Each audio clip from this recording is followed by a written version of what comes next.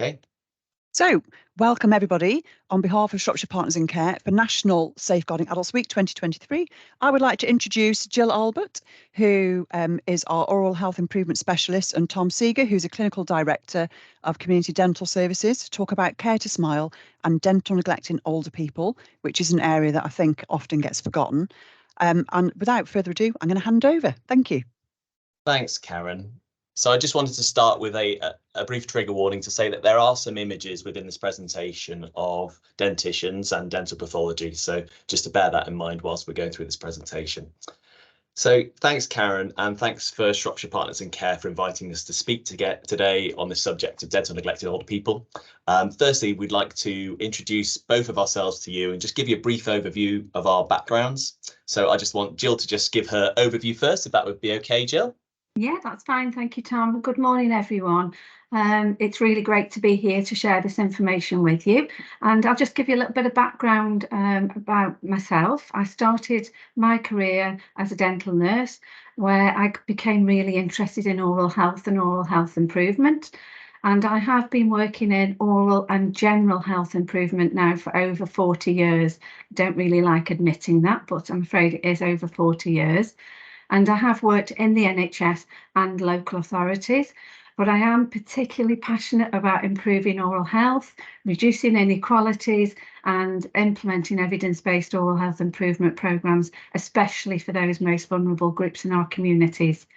I just would like to say a bit about my interest in care homes, which began many years ago before the NICE guidance was published back in 2016, when I started to work with care home inspectors and realised that perhaps if we worked with the inspectors, we could support care homes in Staffordshire with mouth care training. But unfortunately, at this time, oral health was quite a low priority, and I think the consequences of poor oral health weren't really well known. I think that's changed now since some of the new guidance that I'm going to be talking about with you later today. And also the impact of poor mouth and the systemic consequences of poor oral health are definitely becoming better understood. And for us, we feel that Care to Smile provides a real opportunity to improve oral health for the residents in care homes. Thanks, Jill. Tom. Thank you. So I'm Tom Seager. I'm the Clinical Director of the Community Dental Service here in Shropshire and Telford and Wrekin. So I started my career firstly in general practice in North Wales. And after a couple of years, I decided to pursue a career working within special care dentistry and children's dentistry within community dental service settings. Now for over 14 years, I've been working in different community dental settings in different areas of the country, but most of my career has been spent working across Shropshire and Telford and Wrekin.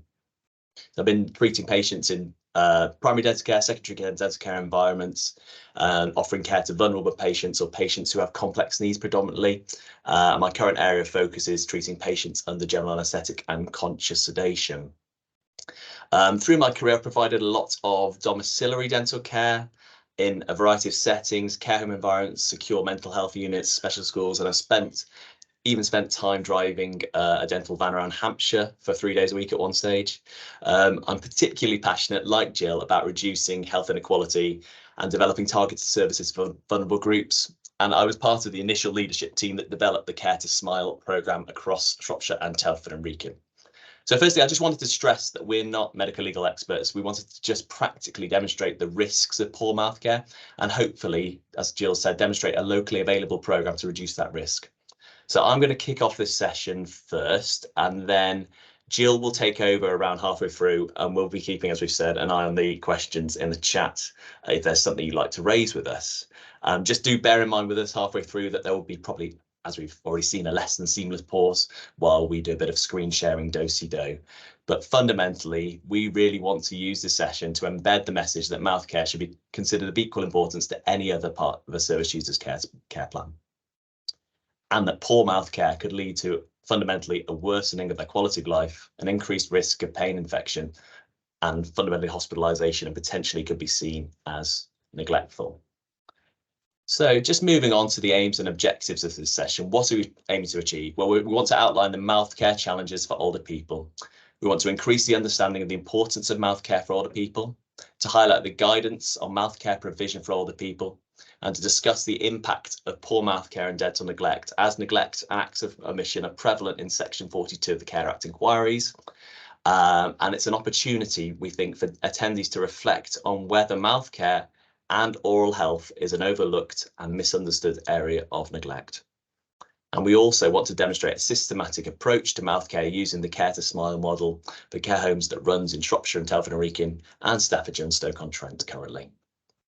So, why is mouth care in older people so important? Well, in the relatively recent past, a significant proportion of our population here in the UK had no natural teeth, and this proportion increased within older people. For example, in 1978, as you can see on this very dry graph, 37% of adults had no natural teeth. This means they had no teeth to maintain, and obviously, subsequently, their mouth care was generally more straightforward, as it predominantly involved denture maintenance at this time. The proportion of adults in England who have no remaining natural teeth has fallen by over 20 percentage points in the last 30 years to below 10%. And that was the last full adult dental health survey in 2009.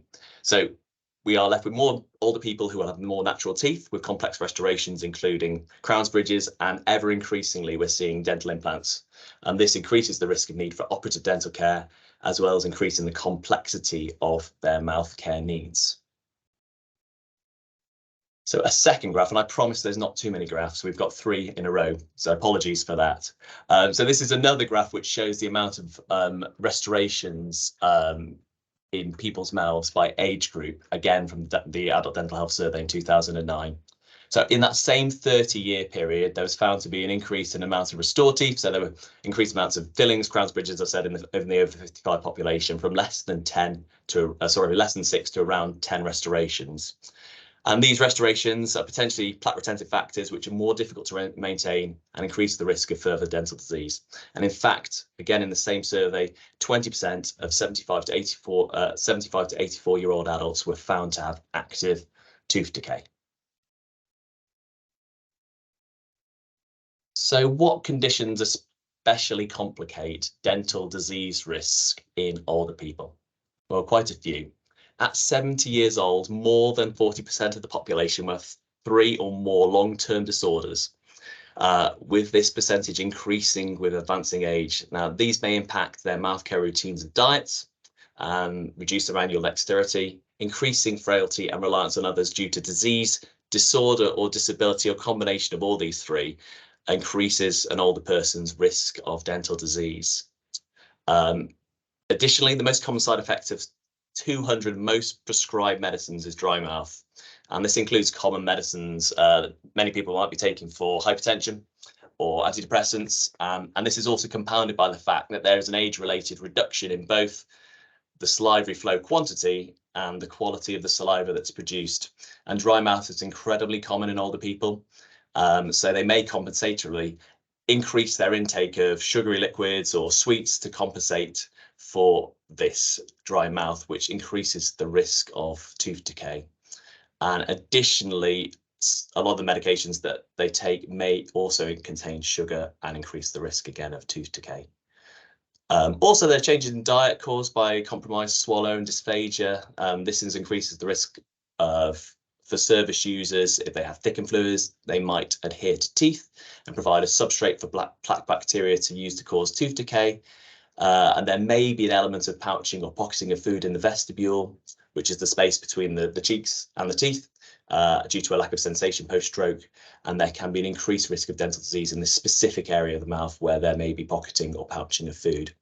And lastly, and sometimes most significantly, there may be behavioural changes associated with cognitive impairment, a specific diagnosis or a stage of dementia, which may reduce the service user's acceptance of mouth care or may make compliance to mouth care unpredictable or poor. And I'm sure you're probably undoubtedly aware there's a forecasted significant increase in worldwide dementia diagnosis over the next 30 years. And this is going to more than double the amount of people living with dementia over that time period. 1 in 5 people will experience dementia in the UK. The challenges around frailty and supporting the care of older people, they're obviously undoubtedly likely going to increase in that time period. So enough of the graphs. I'm going to move on to something possibly a little bit more interesting. So these are age-related changes to the dentition. So I'm going to just ask, do you think this is a healthy mouth or a well-maintained dentition? So you can put that into the chat if you like. And are there any responses, Jill? I'll give a couple of moments for people to think whether that looks to be a healthy mouth or not. Not yet, Tom. Don't all shout at once.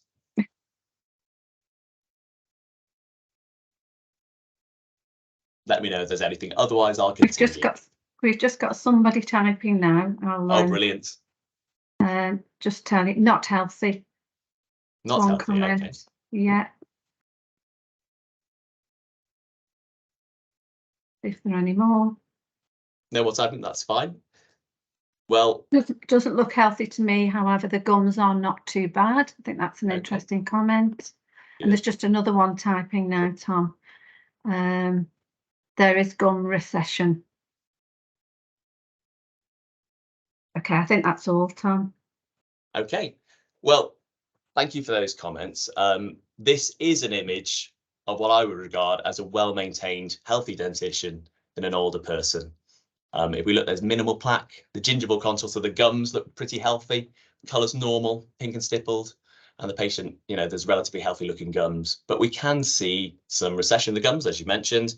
So the patient appears longer in the tooth, and that may be an indication of some age-related attachment loss or bone loss around the teeth, which you see with some gum disease or just normal age-related processes. And we see some evidence of tooth wear on the top surfaces of the teeth, which again is normal, and some extrinsic staining, so staining the outside surfaces of the tooth, which could be linked to diet. So that might be tea or coffee, or it could be linked to chlorhexidine use. So corticosteroid use can cause some extrinsic staining as well. But it's worth pointing out that there are more gaps between the teeth. There's an increased risk of food retention and plaque accumulation, and more risk of age-related bone loss around the teeth, which increases the risk of tooth mobility and loss of teeth from periodontal disease. Additionally, receding gums expose the root surface of the tooth, which is made of material which is softer than enamel, that's cementum, which is more likely to break down from dietary acid attacks. There is a likelihood of age-related, I've already actually mentioned about reduction in quality and quantity of saliva, so I'll reinforce that point, which means that we will have to work harder to prevent dental decay than in the younger population. Okay, so I'm going to move on to the next slide and talk about the consequences of poor mouth care. I hope it's apparent that these are images of poor oral health. So the image at the top shows red raw, probably incredibly sore gums with large plaque deposits. There's active soft dental caries affecting multiple retained roots. And the image to the right, that shows wraparound dental decay.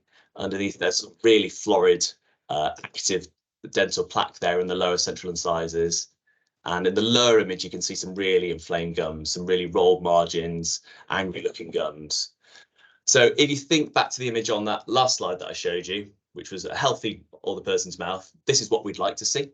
But unfortunately, in my career, what I've too frequently seen are mouths which look like the images on this slide. So what are the consequences of poor oral health? Well, from a medical model of disease perspective, there will be dental decay, dental infections, often with a late or significant presentation if patients have cognitive impairment, or if there is a poor immune response for any reason.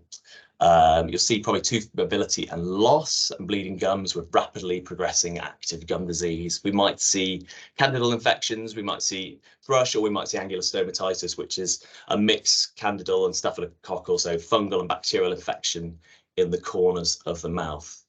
And importantly, for the person or the older person, a sore mouth, chronic or acute pain, bleeding gums. Fundamentally, there's an increased risk of sepsis and hospitalization, and a reduction in the oral health related quality of life for an individual.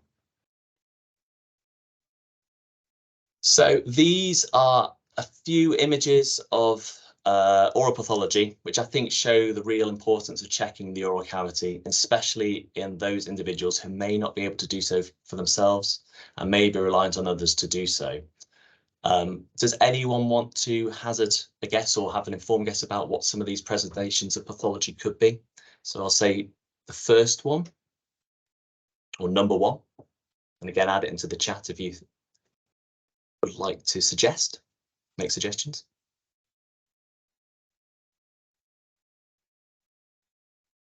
No comments just yet. Oh, hang on a minute. There's one very, very good person, I won't say her name here, who is typing at the moment, the same one who did last time. Thank you for that. You know who you are. Cyst or a blister. Yeah. Any other comments typing? Otherwise, I will reveal all. There's one more just coming through now, Tom.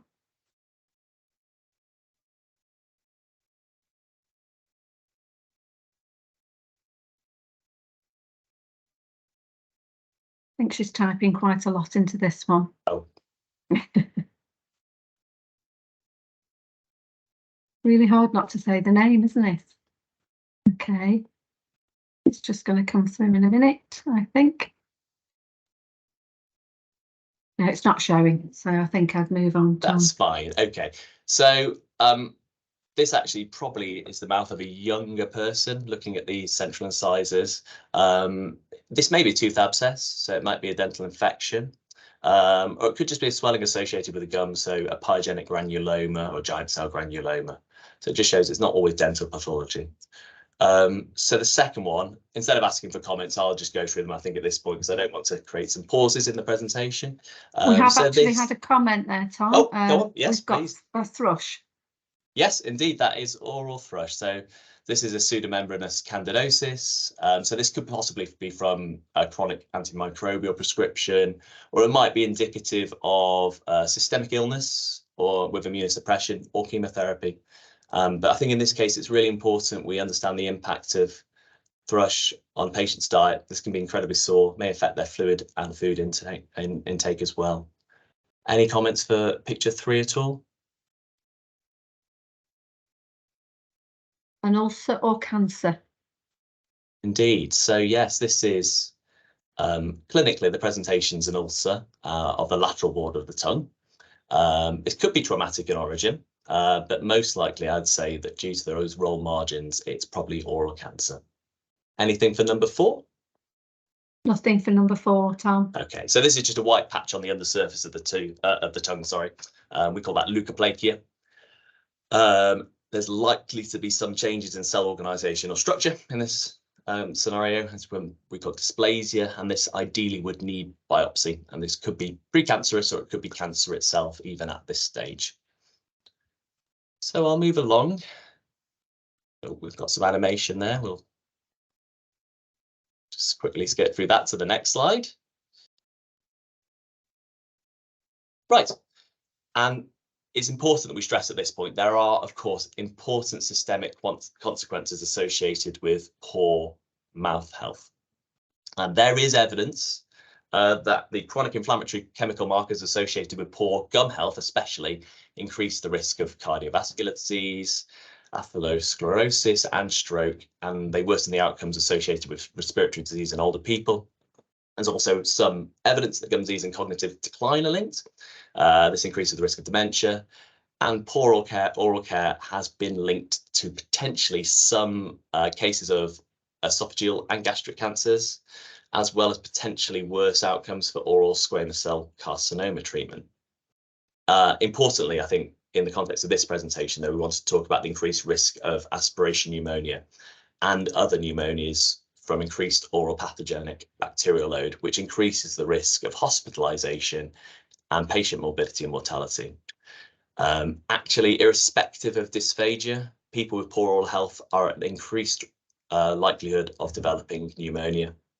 And in those older people with a compromised swallow, if there is poor mouth care, they're especially at risk of aspiration of dislodged mucosal plugs, especially when there are thickened oral secretions. And the other thing that's important to note is that we do know that there's a proven link between poor oral health, which has an impact on diabetic control. So 1 in 4 85-year-olds has diabetes mellitus, and there's a proven bidirectional link. So the vascular inflammation in the oral cavity from a poorly maintained mouth that will worsen control of diabetes and worsen disease progression. And likewise, the opposite of that, poor diabetic control will impact control of gum disease and increase the risk of infection and early tooth loss. So that was all about a medical model of mouth care, I suppose. And I think it's really important that we talk about the impact, the psychosocial aspects of health, which are incredibly important to consider, especially in old people, the loss of a smile, loss of dentures, and the impacts of this on speech and appearance, reduction of socialization. They can all impact self-esteem and quality of life. And we know that function for chewing and eating is incredibly important to prevent weight loss and increasing frailty. And malnutrition is obviously a significant problem in older people. Good mouth care does matter.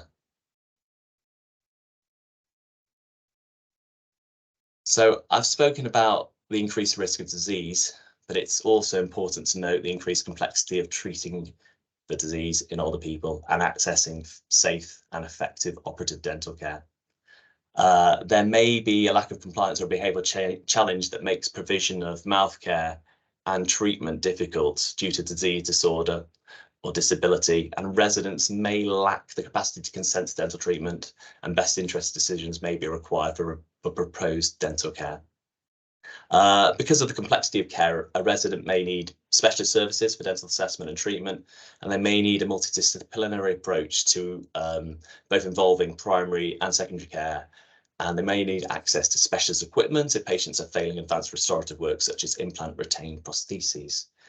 60% of the population has anxiety about dental treatment, and conscious sedation techniques, which are available to us in specialist primary care, carry a narrower margin of safety with advancing age.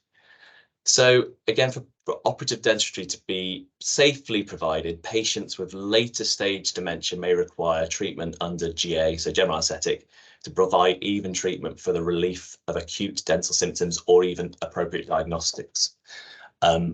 Elective general anaesthetic care is difficult to plan. It requires careful planning. There may be very limited availability, and it does carry significant risk in those who have increased frailty, especially due to significant comorbidities. And dental treatment plans, they have to be more extensive to reduce the risk of repeat general anaesthesia.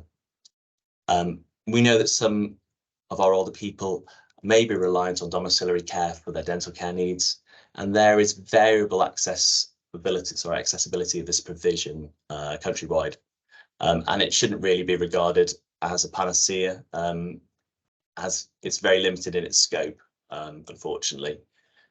We know that in Shropshire, across Shropshire, there is a problem around responsiveness to need. Geographical complexity can worsen this, and palliative or symptomatic dental care pathways can produce ethical difficulties, and we should be regarding the repeated antimicrobial prescription for dental disease should be avoided, as this does not adhere to the principles of antimicrobial stewardship. But if we take a step back to a perceived simple example of routine care, so even the provision of new dentures, this can be potentially unachievable in a service user with challenging behaviour, even for a specialist dental team. And provision of high quality replacement prostheses is very challenging in a domiciliary environment. Fundamentally, the prevention of dental disease and the prevention of worsening disease is the most important aspects of mouth care in older people. And I think Jill's going to talk about how this can be embedded and supported.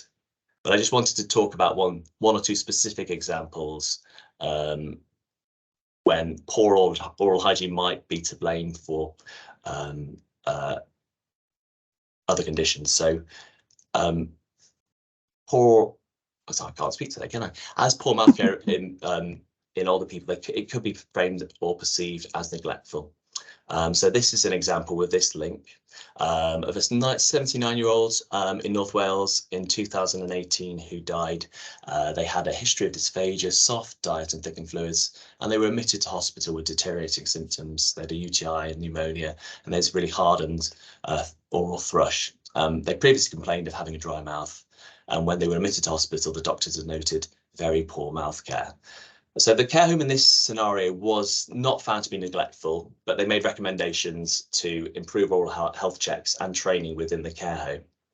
And the pathologist concluded that the resident died due to partial respiratory tract obstruction, with poor oral hygiene being a contributing factor.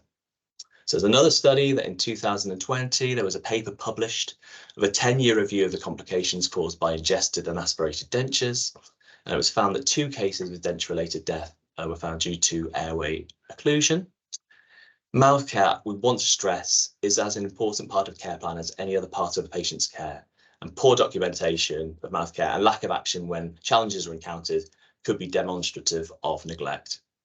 So Jill's going to talk a lot about how to implement a good evidence-based mouth care programme for older people and how to take action when problems and challenges are encountered, because documentation is not enough. But I just wanted to stress a few points before we move on to Jill's slides.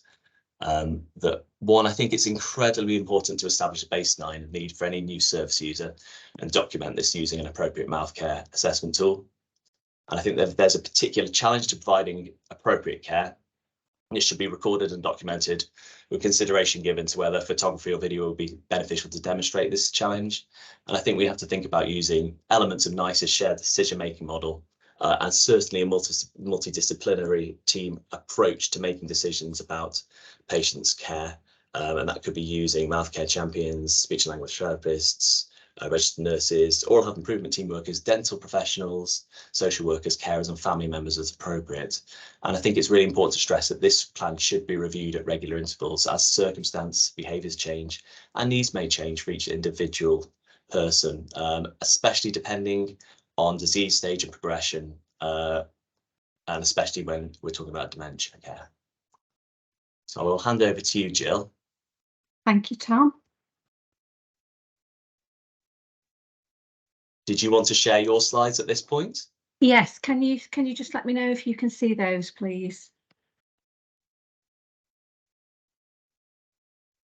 Should be able to see those now.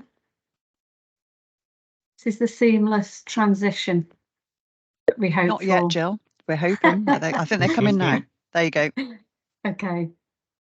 Right, thank you. So yeah, thank you for that, Tom. I think it's just important to just go back and look at the statutory and legislative requirements in relation to what Tom's just talked about. And some of you may be very well aware of some of this, but I think it is useful just to go back and have a look at some of the documentation, because CQC do require care homes to use the national guidance and national documentation in relation to all care, but especially oral care. So let's just have a look back at what we've got in oral health and oral care. So back in 2016, this was the first thing that came out that was exciting for me to think, oh, at last they'd recognised it, that NICE produced what we know, or what we call NG48. It was the oral health for adults in care homes. Interestingly enough, CQC inspectors, for those of you who know about this, will probably be asking, are you familiar with this document, this guidance to the managers in care homes? So this is a really good report. It gave some idea about how to carry out mouth care for residents, and it was the beginning, but it wasn't really enough. So then in 2019, you'll probably all be familiar with the Smiling Matters, which was the Care Quality Commission then decided to have a look at how useful the NICE guidance had been and how many care homes were implementing the guidance and the recommendations within this. So the results weren't terribly good, actually, in 2019. So in 2022, they revisited some care homes again and looked at had there been any changes in those 3 years, bearing in mind we'd had the COVID outbreak as well. So I think, in summary, the results were better. We were seeing that staff and managers were definitely more aware of the NG48 in 2022, and I think it went from about 61% to 91% in 2022, so that was a good improvement.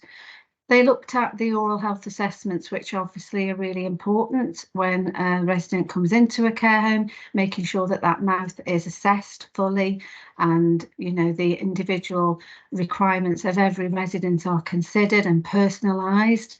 And there was definitely an increase in the proportion of people having their oral health on admission to care home assessed, so that was positive.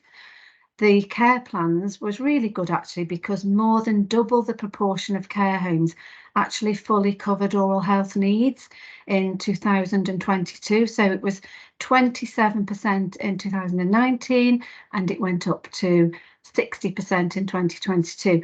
Really good, very good. And I'm seeing evidence of that in the Care to Smile programme that we deliver. That it used to be sort of the care plans were linked to other things and weren't necessarily a care plan that sat independently around just mouth care, and we are seeing a lot more of that now. And then training, of course, I don't think this is a surprise to you, but very few care home staff received training back in 2019. It was only around 27%, and that's increased now to 60%. So huge improvement, really good. Sorry, it was 60% in 2022 and it was 30% in 2019. So that still means there are 40% of care home staff who haven't actually received training. So we've still got quite a bit of work to do there.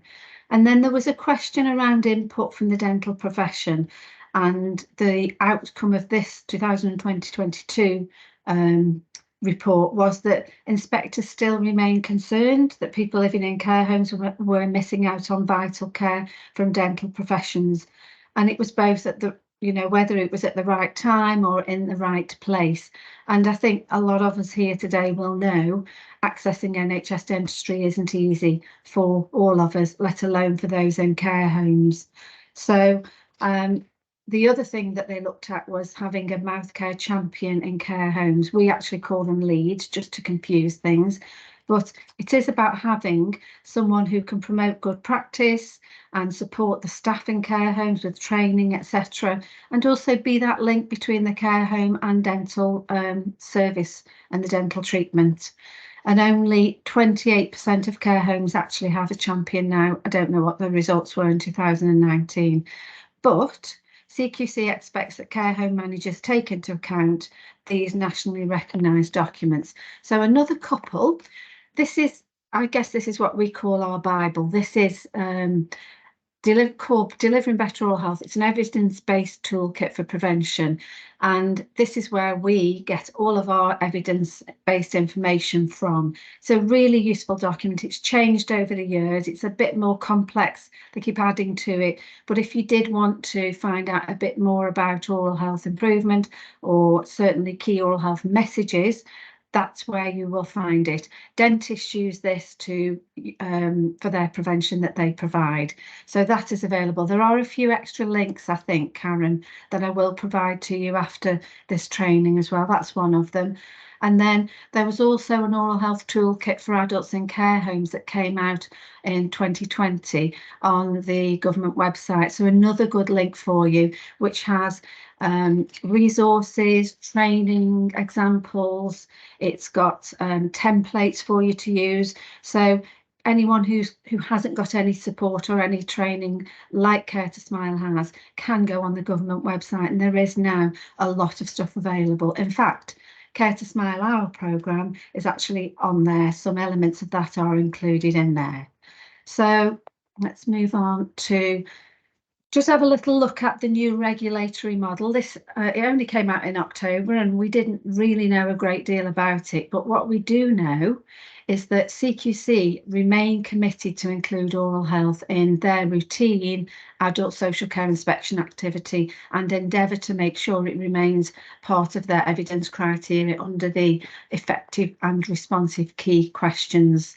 So that's really positive for us and for yourselves, because it raises the profile of oral health. It helps care homes to realise how important oral health and mouth care is, and that the fact that they are recognising that, we think is excellent, and it will be continued going forward. So I've had a little look at, just occasionally this decides not to want to move on, at some of the quality standards. So I'm going to share with you the 3 quality standards around oral health and mouth care, which some of you will be more than familiar with. The quality standard 1 is around oral health, and again it's that push around adults moving into care homes, having their mouth care needs assessed on admission. And you know how important that is. That's definitely included in one of their quality standards. The second one is around recording mouth care needs. So making sure that individuals' mouth care needs are recorded and placed in their personal care plans. One of the points I would like to make about this is that when elderly people come into care homes and they have their own things that they've done for many years, we understand fully how difficult it can be to change some of those, but we also have a responsibility to explain to them that, for example, dentures shouldn't be kept in at night time, and the risks of those around whether, you know, if those dentures are loose, the resident can inhale them. And also the fact that it can contribute to what Tom's talked about in relation to aspiration pneumonia, and having that denture in the mouth during the night will mean the bacteria and the plaque will multiply, and it just harbours that. So it's an additional risk there. So I guess what I'm trying to say is, yes, they'll come in with embedded routines and practices, and that's fine, but we have a responsibility to explain the dangers or risks of those practices should they continue.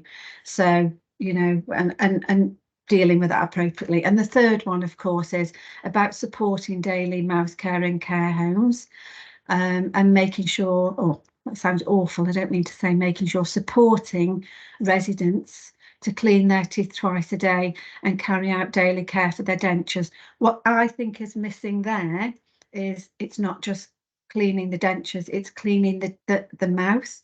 From experience training lots of care homes over the last few years, not many carers would have a separate brush for the gums and a separate denture brush for the dentures, because let's face it, the dentures are plastic, so you need it, doesn't matter what brush you use for a denture really, but we are very concerned about using the right brush for the oral tissues, and all of our residents would have two dentures, a nice soft one for the oral tissues and any one for the denture.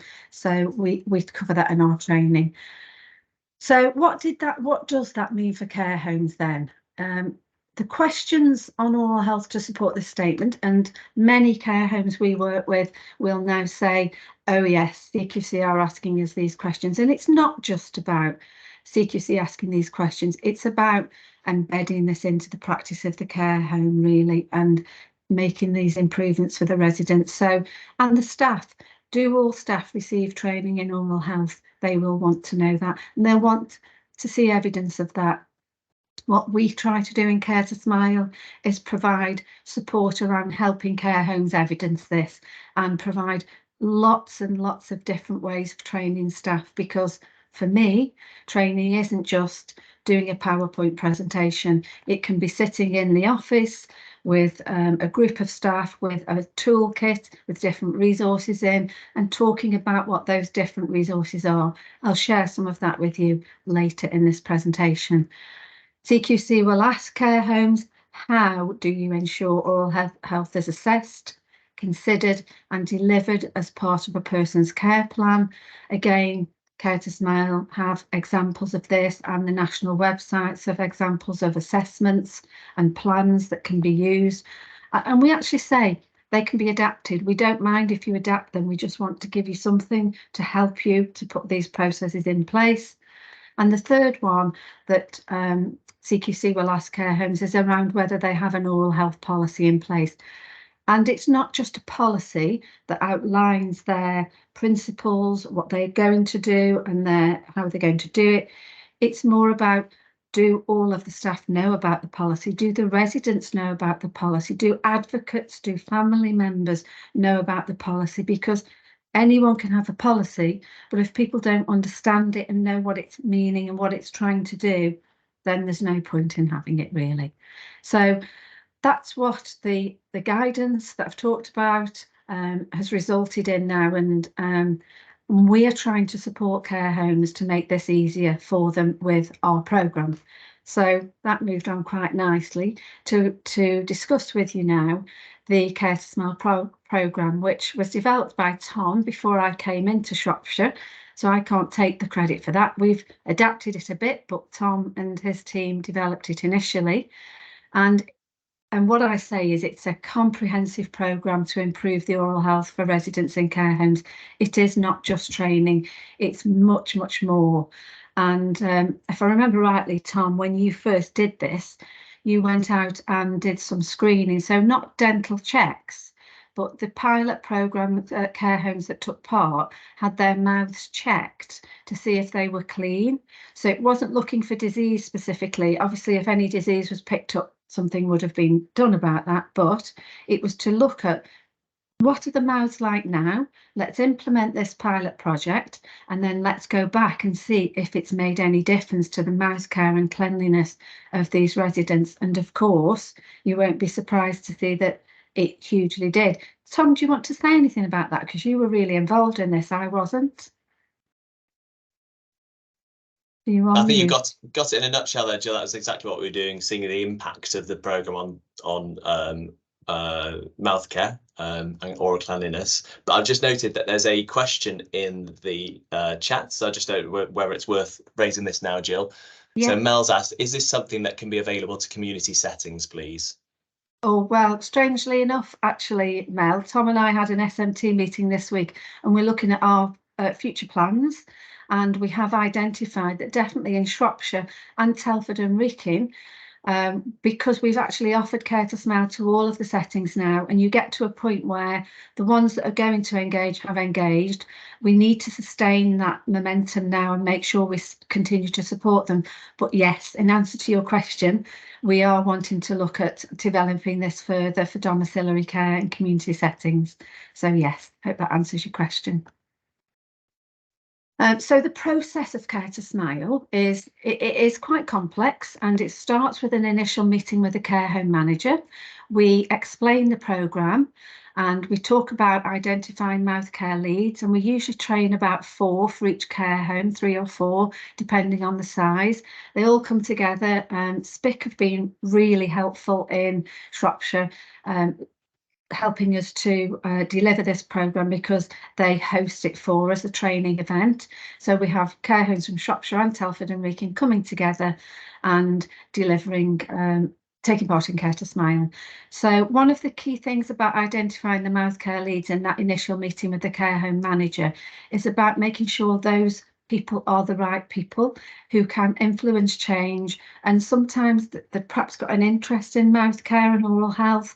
We really need those people who, when you get the staff who say, you know, I don't really want to do this, or I'm not interested, or occasionally, you don't get that very often, but that they can manage that appropriately, that they can look at the logs and the records of mouth care and identify if something's not been recorded or done to the standard it should be and consistent with NICE guidance. So that's usually a Teams meeting, and I think, to be fair, most care home managers are quite surprised at what is involved in Care to Smile. We then ask for their commitment, and we ask them to sign an agreement to take part. So we outline clearly what we will provide, which is quite a lot, and they also agree that they will support the mouth care leads, that they will oversee the programme and, you know, make sure that it becomes a priority, and perhaps raise the profile of mouth care using social media or whatever other things in the home they have.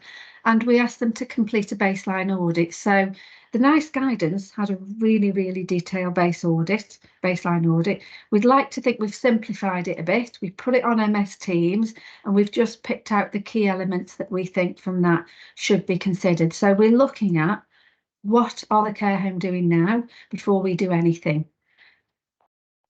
After that, we deliver the half-day training for the mouth care leads, and you know, I deliver this in Staffordshire, and so it's quite close to my heart. It's really great to get those mouth care leads together, and you know, I always come away from that training session feeling that it's actually worthwhile, that we've done something useful. So we cover lots of things, including why mouth care is important and how to carry out safe and effective mouth care. And I'll talk to you a little bit more about that as we go on.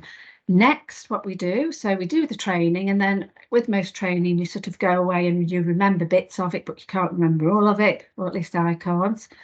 But we arrange a follow-up meeting, usually face-to-face with the mouth care leads. Sometimes the managers want to be involved, that's fine. And we look at the policy that they have in place. We do provide a sample policy, and we do provide a policy checklist. So if a care home has their policy already, they don't have to use ours. In fact, they don't have to use anything we have. They can use all of their own documents, but we help to look at them with them to see if they comply with NG48. Some care homes have electronic documents, and again, that's fine. We are happy for them to use their own documents, but we ask them to look at the ones we have and see if there is anything missing in theirs that they can add in. We ask about the staff training. We provide some documentation to record that, which I'll show you in a minute. We talk about denture marking, and again, we've got a denture marking record sheet where we ask them to ask all residents if they would like their dentures marked, because again, that's another standard in the NICE guidance. And we provide ongoing support anytime at all that any care homes need any help. We're there at the end of the phone. And then obviously we don't want this to just stop. We want to ensure that it's sustainable. So after about 3 to 6 months, we would then do a post audit, which we measure against the baseline audit. So the care home manager would complete exactly the same audit, but then we measure it and we have this additional document. We're not CQC. So we provide the samples of our quality assurance, what we will be looking for, to the care home in advance. And then we either sign off or support the care home to achieve the required standards.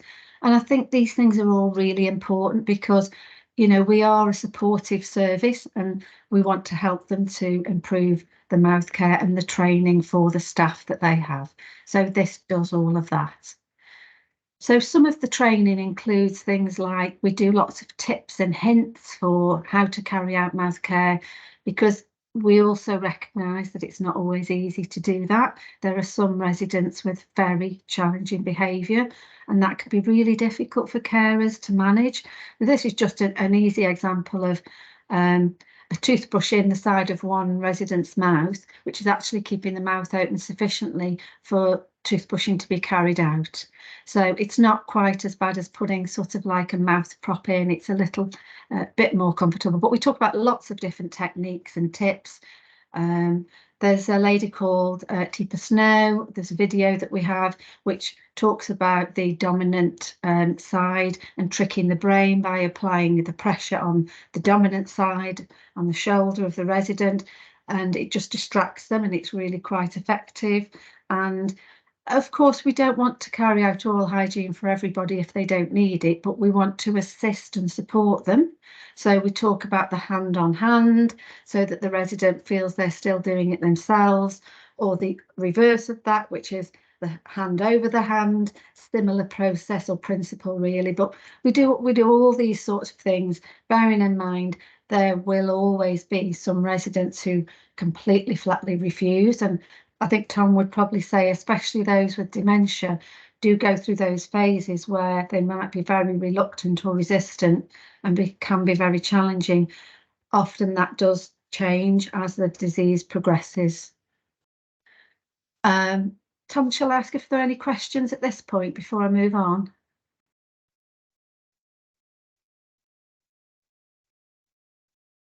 I think that must be a no. Okay, I'll carry on. So we do provide a mouth care guide. We're just currently updating this because we're constantly trying to keep things up to date and current. Every care home receives at least one of these, and these are really for the manager and the leads. And this contains things like the sample policy, the oral conditions, the mouth care documents, how to carry out mouth care for dentures, natural teeth, the different products, a whole range of things. I won't bore you too much. We have developed, again thanks to SPIC, an e-learning which we think it's 45 minutes long. There's a link to this in the folder that you've just seen, and what we say is really this is basic. It's not meant to replace the Care to Smile half-day training, but it gives all care staff at whatever level an overview of how to carry out mouth care, and an interest and hopefully an appetite to do a little bit more. So that's also available to them.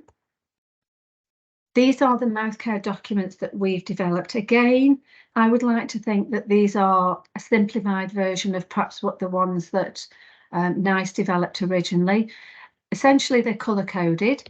In the training, we actually get the mouth care leads to do an imaginary residence and complete these.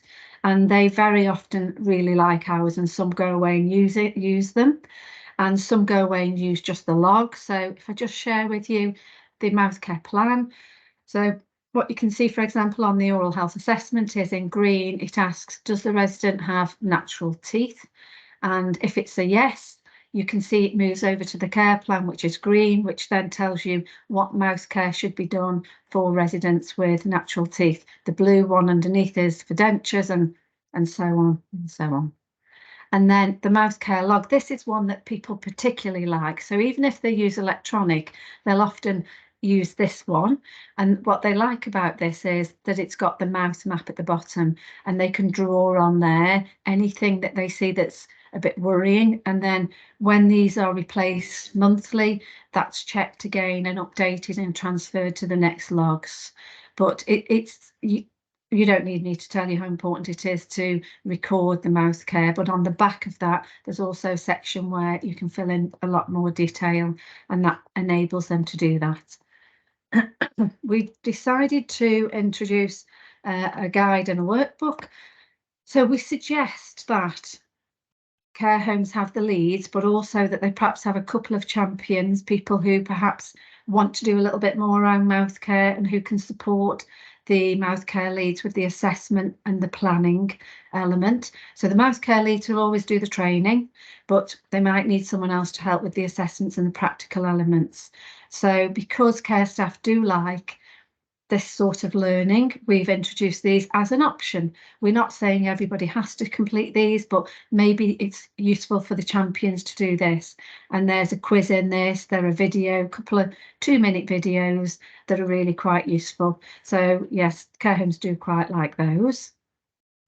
We give them a box, a plastic box that has lots of things in, but these are just a few of these things. We have a specialist toothbrush in the middle there, which is called a Dr. Barman's, which is a 3-headed brush. So obviously in the training, we would go through the different types of brush, how you carry out toothbrushing. And that one's really quite good for those people who you haven't got much time to do the toothbrushing, and it cleans 3 surfaces in one. And the head is quite short. So for those who have a gagging reflex that's quite strong, that can be very, very useful. But all of this is included in the training, and then the mouth care leads will train the staff in the care homes with these items. We give them a model, a little mouth care model, and it is one that opens and surprises me every time I see carers. I demonstrate it and then I say, can you show me how to brush teeth? And it's much more difficult to show how to do it properly. So that is a useful tool. We have a denture marking kit in there that we give to them, and we show them how to mark dentures in the training. And then we use, similar to what Tom's just done, a little bit of an exercise around not actually diagnosing mouth care conditions, but what's healthy and what is not healthy. We also have a training record that we give to them, and we can provide that electronically, giving them some examples of what we would class as training. We've got videos in there, we've got the resource toolkit, we've got observation of denture care, observation of natural teeth, and they do use these and find those quite useful. So just a couple of things I wanted to add in as well to the presentation were around why dentures should be removed at night. And we do know that denture wearing during sleep actually doubles the risk of pneumonia in the very elderly. And not only does it double the risk of pneumonia, for those who wear dentures during the night tend to have very poor denture hygiene practices. And I think I alluded to that right at the beginning of this presentation. So I've just popped that in because I felt it was something really important to share with you. And also there was the issue of storing the Sterident. We don't recommend Sterident. We recommend unperfumed liquid soap and manual brushing based on the evidence, and that's the best way that dentures are cleaned.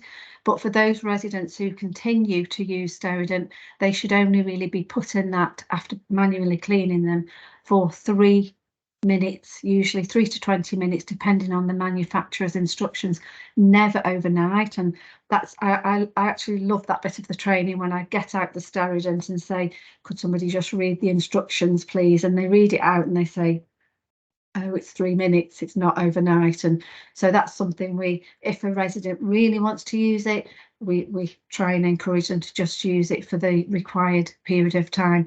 But essentially, making sure it's stored away safely, because there have been cases where residents have taken the denture Sterident tablets for a mint and swallowed them, and subsequently there is a report where a poor lady died from that. So it's important that we emphasise the storing safely. And actually, we don't recommend in water anymore. It just shows how things change.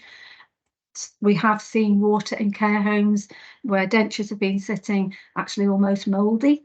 So not just for that reason, but the evidence is now more strong that it's okay to just clean dentures at night and leave them stored safely in a named denture pot dry. So that's our guidance. And obviously, neglect isn't just about us and carers carrying out mouth care. It's about adults neglecting themselves by not caring for their own hygiene, health or surroundings. So it's important that we just reflect on this, and we try to use the techniques we have to encourage those people to carry out mouth care. So I'm just conscious of time here, so I'm going to go over this very quickly. There is no answer to refusal when someone really doesn't refuse, but what I see in examples of care homes is that care staff manage this well in terms of recording it, but they don't always go back and take it further and think of it as a potential safeguarding issue. So some of the things we would suggest are to find out why the resident doesn't want mouth care. It can be that they've got pain, and we definitely know of several cases where residents had an abscess or some pain, and that has prevented them from wanting mouth care. Document all the attempts on the residents' notes, and Tom always says to me, you know, if they can video that, any challenges that you're having, that's really good when you're taking that further and you're having to evidence to other people the challenges that you're experiencing, and even recording telephone conversations as well, when you're having those conversations with families, but to let them understand the challenges that care staff have. I think one bit that does seem to be missing is that they don't always explain the consequences to the residents, the advocates or the family members, but to go back and ask them again and explain, a lot of them don't realise the risks of aspiration pneumonia, and when they know that might help. And arranging the meeting with a manager or a mouth care lead or the advocate or family members or dentists or speech and language, the SALT team.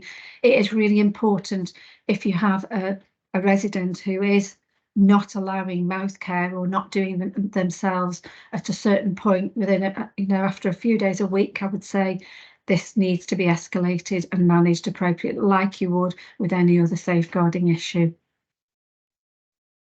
And in summary, the number that we've actively got in Shropshire involved in Care to Smile is 41 out of 73, that we've offered it to all care homes. That number of 73 goes up and down a bit. It was 75, it's now 73.